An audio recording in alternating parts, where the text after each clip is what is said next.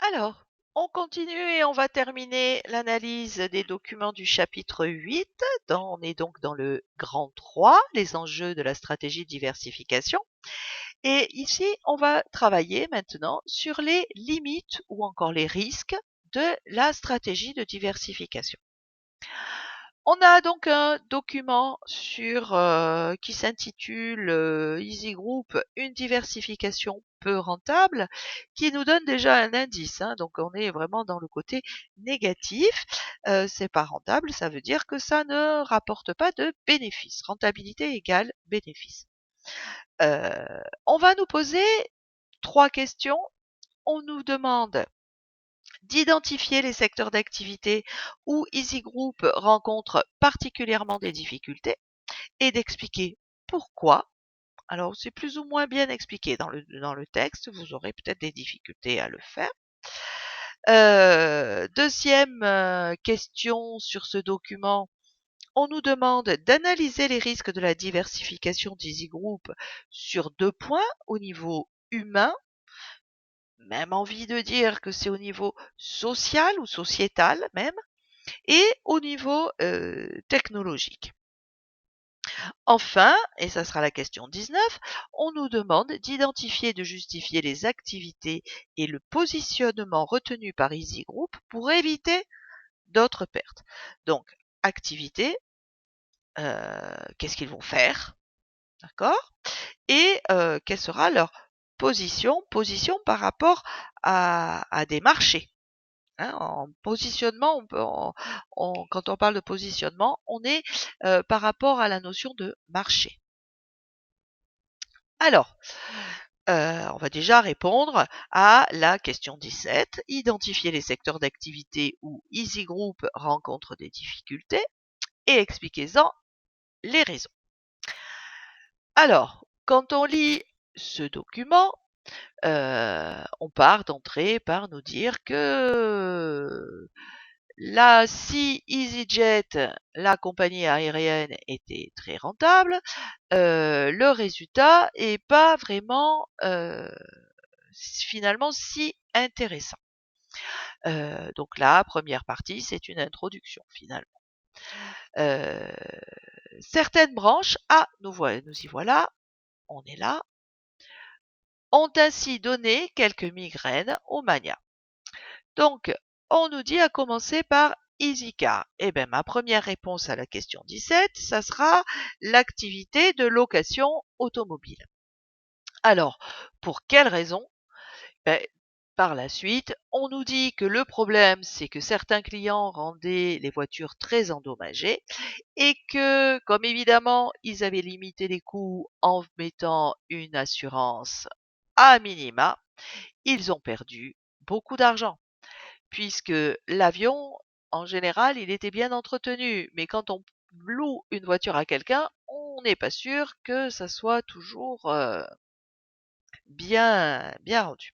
Donc, première activité, premier domaine d'activité stratégique où Easy Group rencontre des difficultés, c'est EasyCar, la location automobile, puisqu'ils ont perdu beaucoup d'argent en ayant des assurances trop minimes quand les clients rendaient des voitures très endommagées. Par la suite, on nous dit qu'ils auront bientôt fermé toutes les agences Internet, Easy Internet Café. Alors, pour quelle raison Easy Internet Café ne fonctionne pas?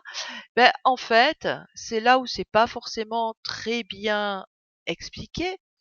Donc ils ont quitté la France, on nous dit, il n'y a plus d'Easy Internet Café en France. Ils ont diminué leur activité en Espagne, en Italie et en Allemagne. Mais ils ont quand même une perte de 60 millions d'euros. Alors pourquoi on nous dit que c'est très complexe de diriger une activité technologique dans des pays aussi différents? En fait, ils ont cherché à mettre en place dans plein de pays différents en même temps le même concept. Or, selon les pays, les règles sont différentes, des règles juridiques, mais des règles aussi technologiques. Il y a des habitudes vis-à-vis d'Internet différentes en Espagne, en Allemagne ou en Grande-Bretagne. Donc, ils se sont plantés. Ils se sont plantés parce que ils ont essayé de se développer de manière trop rapidement et dans des pays très différents, dans trop de pays différents. Donc, trop difficile. Donc, deuxième réponse à la question 17, Easy Internet Café. Le développement était trop rapide dans trop de pays différents à la fois. Enfin, apparemment, les produits d'hygiène Easy for Men, ça marche pas bien. Donc, ils ont décidé de les vendre dans des magasins. D'accord? Donc, ils sous-traitent la distribution. Et apparemment, ils sont plutôt déçus par les premières ventes. Mais pourquoi? C'est quoi des produits d'hygiène? Produits d'hygiène, ce sont principalement des déodorants, des shampoings, des gels douche, et que ça soit low cost ou pas low cost, ça fait pas une énorme différence.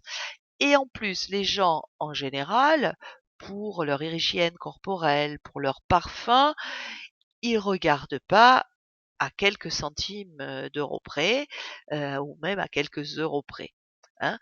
Ils préfèrent tabler en général sur des marques classiques, quitte à payer un peu plus cher, mais le low cost dans les produits d'hygiène, ça marche moyennement. C'est pas, voilà, c'est pas ça.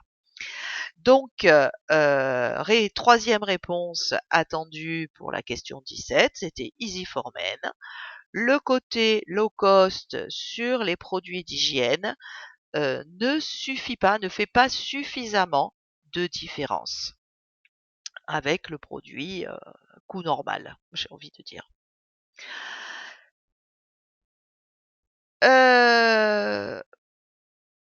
Deuxième question. On nous demande d'analyser les risques de la diversification d'Easy Group sur les plans suivants. Sur les plans humains, ce qui me semble ici évident, quand vous fermez des agences Easy Internet Café ou des agences de location de véhicules, je sais pas bien, d'après vous, qu'est-ce qui se passe au niveau social, au niveau sociétal? On met des gens au chômage. Donc, au niveau humain, il y a du licenciement. Le fait que la diversification a pour risque le fait que ça marche pas. Quand ça marche pas, on licencie, on ferme et donc on licencie. Au niveau technologique, on s'aperçoit que c'est complexe, c'est très complexe de gérer une technologie unique sur différents pays, au niveau international. Donc c'est très complexe de faire ça, mais c'est aussi complexe parce que ça évolue très vite. Donc imaginez qu'une entreprise qui évolue aussi vite, ça veut dire qu'elle a besoin, par exemple, de cadres très compétents et rapidement. Hein. On crée une nouvelle entreprise, il faut trouver un nouveau président, directeur général. Il faut l'embaucher, il faut qu'il se mette vite se forme très rapidement aux techniques Easy Group. Et ça va trop vite. Hein, quand ils vont, c'est très difficile à faire, surtout quand c'est tous azimuts, quand on crée en même temps plusieurs entreprises sur plusieurs pays au niveau international. Ça devient beaucoup trop complexe au niveau technologique et au niveau organisationnel aussi. Et bon, là, on nous demandait technologique. Dernière question que l'on nous pose sur ce texte. On vous demande d'identifier et de justifier les activités et le positionnement retenus par Easy Group pour éviter d'autres pertes. Mais ça, c'est la dernière phrase. Hein. On nous dit que les produits qui se vendent le mieux sont dans les secteurs où le low cost fait la différence. Les services et les transports. Effectivement, sur un billet d'avion, prendre du low cost fera plus de différence que d'acheter dans une compagnie aérienne traditionnelle. Donc, on vendra plus facilement parce qu'il y a une plus grosse différence de prix. Du coup, ils vont se recentrer sur ces activités-là, tout ce qui est service, comme les croisières, par exemple, mais aussi tout ce qui est transport pur, j'ai envie de dire, comme bien sûr EasyJet, leur compagnie d'origine. Pourquoi? Parce que ça leur permet vraiment, et c'est la deuxième partie de la question, leur positionnement reste positionnement low cost sur un marché du transport qui permet donc d'avoir un avantage concurrentiel très fort, un réel avantage concurrentiel. Donc voilà pour ces premiers risques. Et comment on répond aux risques? En général, en se recentrant, en supprimant certaines activités, domaines d'activité stratégiques qui sont en trop ou qui ne sont pas rentables, pour revenir sur ces activités de base.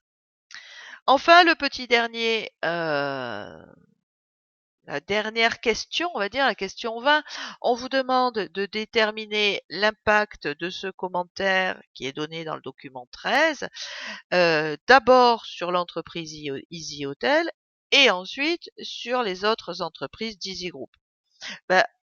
En fait, c'est un peu le pendant de l'avantage, de la diversification dont on a parlé dans la question 16. Donc ce commentaire, on va vite l'ouvrir, est négatif. D'accord?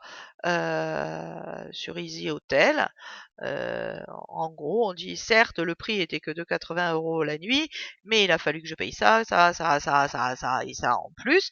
Donc c'est vraiment le principe de Easy Group, du low cost. Hein. On fait payer en plus pour ce qui n'est pas essentiel entre guillemets. Donc ce commentaire, bien évidemment, va nuire à l'image de Easy Hotel. Paraît évident. Ça, c'est la réponse, la première partie de la réponse à la question 20. Mais également, cette mauvaise image de Easy Hotel, elle va se répercuter sur toutes les entreprises de Easy Group, puisque c'est le pendant de l'avantage qu'on a vu. Le fait de porter le même nom tout le temps, ça permet d'informer rapidement et de garantir la notoriété de tout un groupe, de plusieurs entreprises. Le problème, c'est que s'il y en a un qui se fait mal voir, entre guillemets, ça va nuire à l'image de tout le groupe. Voilà, on a donc étudié sur ce chapitre 8 deux entreprises qui ont pour activité principale le transport aérien.